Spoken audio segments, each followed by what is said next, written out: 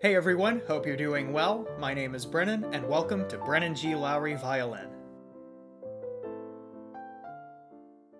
Welcome to the first episode of Brennan Talks, a show where I share my thoughts on violin, music, and issues in the arts. I plan on starting every episode with a classical rec, a musician, album, or performance which you may not have seen, but which I like a lot and think you should check out. This week's classical rec is someone you've probably heard of, the great violinist Jascha Heifetz. Here is a brief overview of Heifetz's life. Heifetz was born February 2, 1901 in Vilna, Lithuania. At the age of 2, he started taking violin lessons from his father. In 1912, when he was 11 years old, he performed the Mendelssohn Violin Concerto for a private audience in Berlin. The audience included Karl Flesch and Fritz Kreisler, two of the great violinists of the time. Kreisler famously opined after the concert, "We might as well take our fiddles and break them across our knees." His Carnegie Hall debut in 1917 was followed by his first official recordings, Valse Bleuette and Scherzo Tarantelle, which I've included links to in the description. In the subsequent decades, Heifetz played literally thousands of concerts and made hundreds of recordings.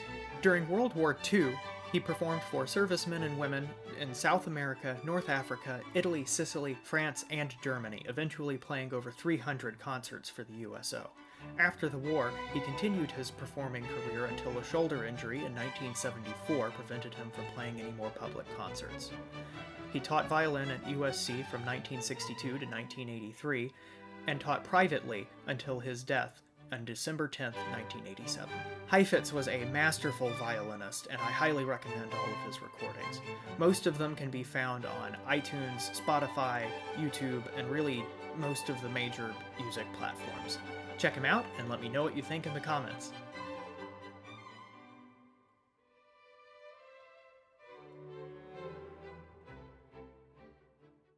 Now it's time for Technique of the Week. This week I'm covering a basic bow stroke called Detaché. Detaché translates literally from French as detached. On the violin, it describes an on-the-string stroke that looks and sounds something like this.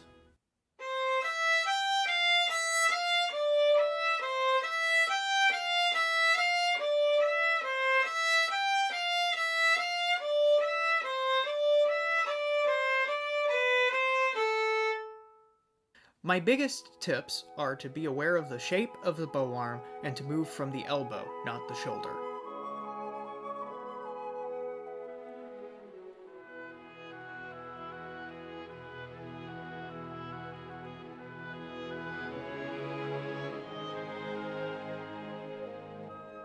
The book Basics by Simon Fisher describes Detaché as a foundation for all other strokes because the speed and pressure are entirely consistent from the beginning of the stroke to the end.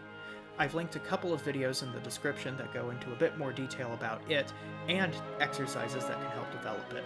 Let me know in the comments if you have any questions or if you have any specific techniques you would like me to cover in future videos.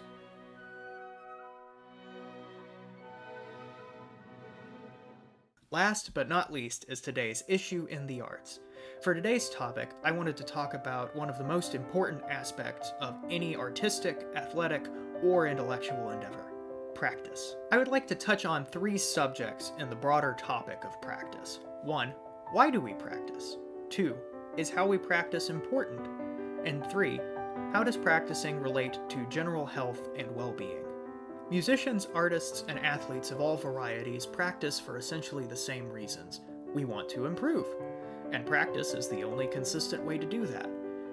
Musical instruments, including the voice, require subtle and complicated sequences of motion and thought to play well, and our brains and bodies take time to learn those sequences.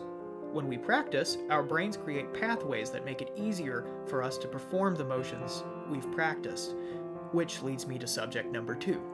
Because our brains build connections based on what we've practiced, if we practice incorrectly, we're only making it easier to perform incorrectly. I think it's safe to say that most musicians, myself included, have experienced glitches in performance that are the result of mistakes in practice. Good practice is targeted, intentional, and mindful. It requires concentration, attention to detail, and extensive creative thinking, which transitions nicely into my final point. practice requires us to pay very close attention to very subtle changes in our physical motions, and our pitch, and our rhythm, and our phrasing, and on and on. In addition, we have to retain progress from yesterday's practice and build on it today so we can keep moving forward. For all of that to happen, we have to have enough sleep. We have to be well rested, well fed, and well hydrated. We also have to have the energy and enthusiasm we need to tackle today's challenges, which means we need to take care of our mental health too. I'm going to cover a couple of practice techniques that have helped me in the past in next week's video, so stay tuned for that. Just remember, practice consistently, practice well, and stay healthy.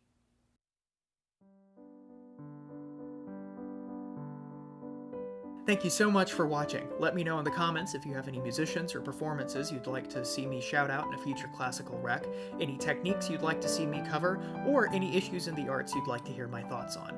If you'd like to take private violin lessons with me, send me an email at bglviolin@gmail.com or check out bglviolin.com to find out more. See you next week, and as always, don't forget to like, comment, and subscribe. Have a good one.